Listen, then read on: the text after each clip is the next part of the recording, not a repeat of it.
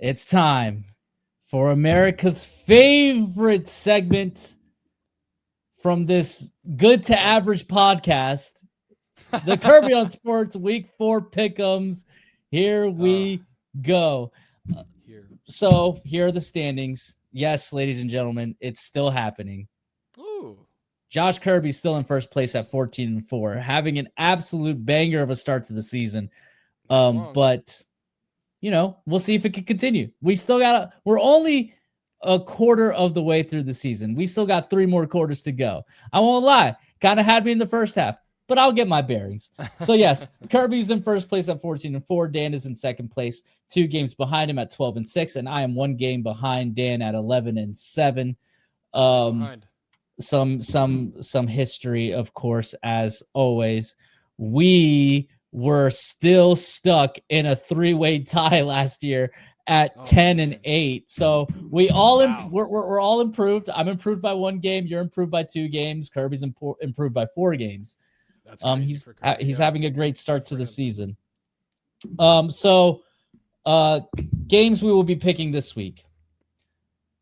Of course, the marquee game, Chiefs Ravens. Of course, the 3-man booth civil war. We do this every year. We will also be picking Phil. No, it's not. We're also playing. We're also picking Philadelphia, Tampa Bay, Dallas, Green Bay, Arizona, Seattle, Washington, Atlanta, and Indianapolis, and the Los Angeles Rams. I will go first, of course, as your three-time pick 'em chip. Is it still in here? Oh, yay! My belt's still in here. Okay. I will of course I will take the Chiefs over the Ravens as I'm contractually obligated. Is it going to be a tough game? Absolutely. It's absolutely going to be a tough game.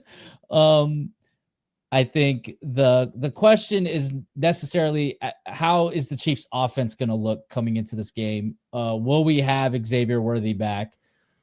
These are questions I don't have the answers to. I think the defense will hold the Ravens back as long as they can, but if the offense starts out slow again, like they have the past 3 weeks, I don't think they got a shot against the Ravens. The Chiefs have to come out and immediately send a message that like, hey, we're here to play. And given that we are at home, we should be able to do that just fine.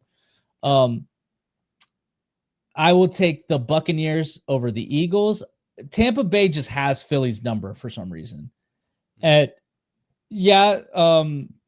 obviously not having Mike Evans is going to hurt, but I don't know. There's just a fire under Baker Mayfield right now. And I could probably be wrong about this game. But I have a good feeling about the Bucs.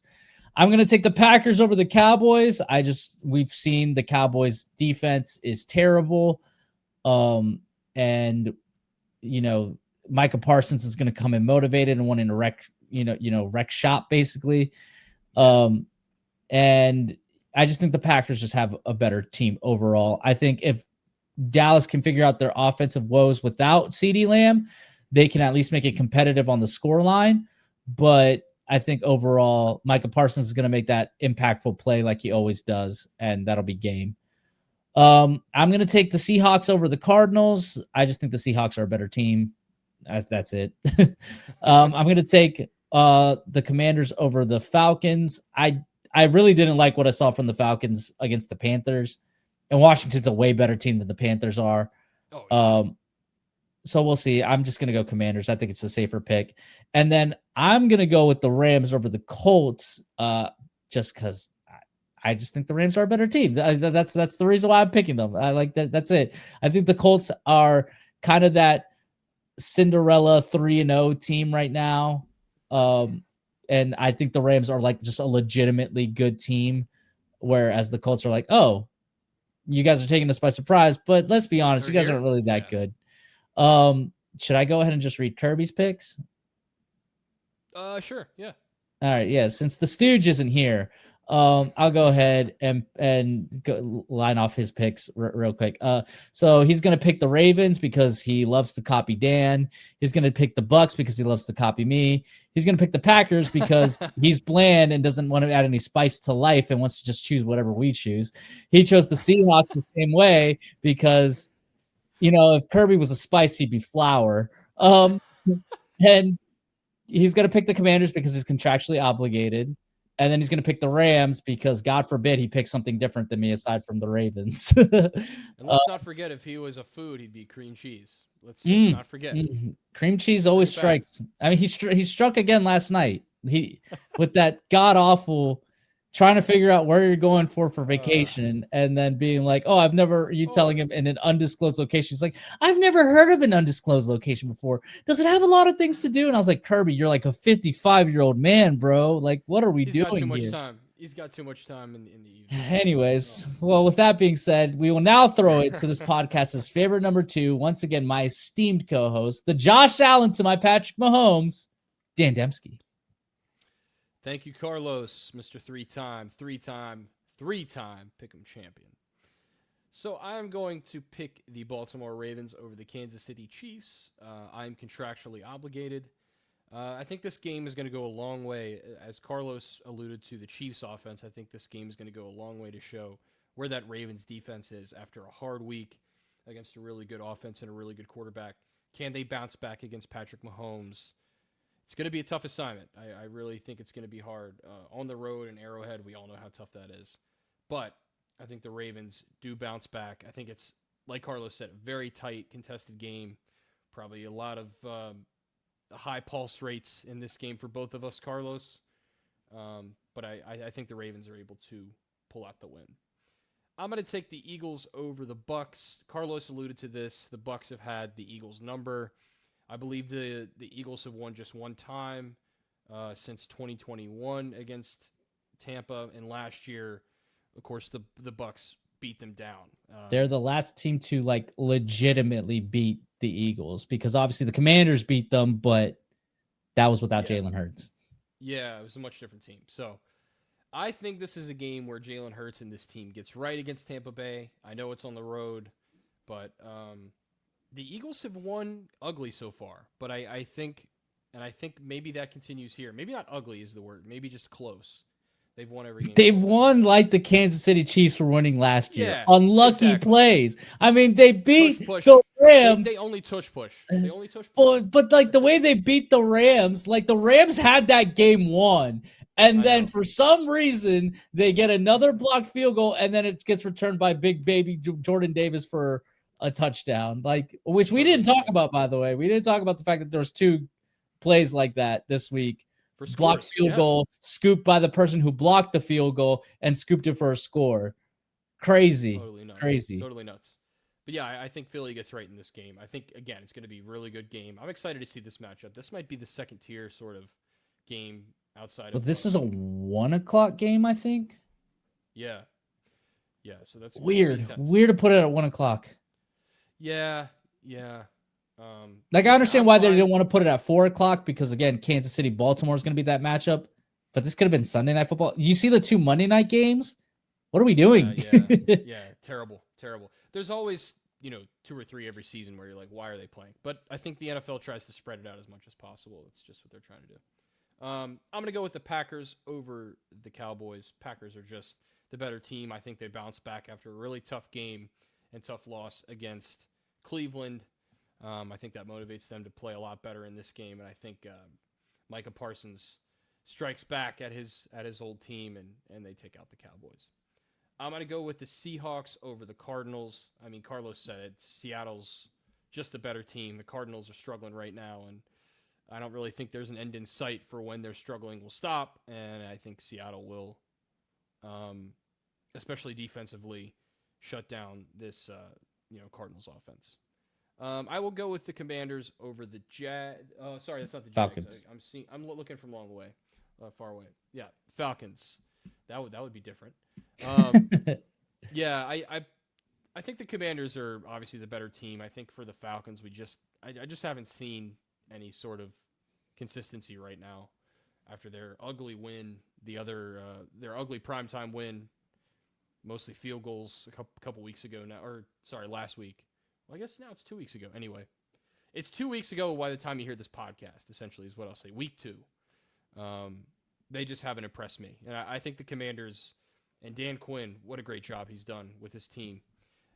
We haven't talked about that enough, but he will have them ready to play, and the Commanders will get the win, possibly without Jaden Daniels again. We will see likely that Marcus Mariota gets to start again. I've talked very long during this, but lastly, I will go with the Colts over the Rams. I think Indiana Daniel Jones continues to play well. No, sir, it's just Indiana Jones. I know. I tried to add something different. But yeah, I think the Colts are the surprise story, as Carlos alluded to, the Cinderella story, if you will. This is kind of a prove it game, right? Let's see if you're really as good as you appear to be. And I think this could be a game for the Colts to come out and show that. So I'm going to take them. Are they at home or are they on the road for this? They are. I believe they're the home team.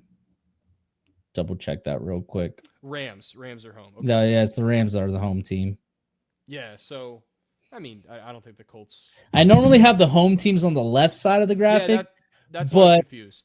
But I was this was just, you were in a hurry. It was kind of a pain making this one this week, and it was just like, dude, you know what? I'm just putting them on the side that they're on.